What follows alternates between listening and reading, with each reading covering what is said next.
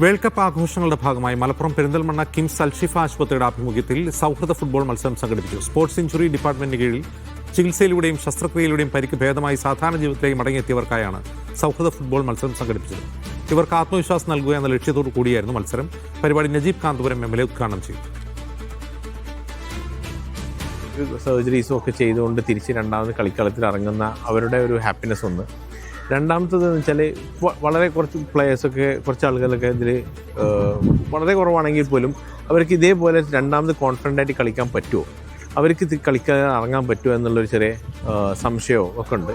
സർജറിക്ക് മുമ്പ് തന്നെ ചിന്തിച്ചിട്ട് ചിലർ കളിക്കാൻ സർജറിക്കൊന്നും വരാത്തവർ അല്ലെങ്കിൽ ട്രീറ്റ്മെൻറ്റ് വരാത്തവരുണ്ട്. അപ്പോൾ അവരുടെയൊക്കെ ഒരു മോട്ടിവേഷൻ കൂടിയാണ് ഇവർ ഈ നല്ല കളിക്കുന്ന ആളുകളെ കാണുമ്പോൾ ഉണ്ടാകുന്ന ഡിഫറൻസ്.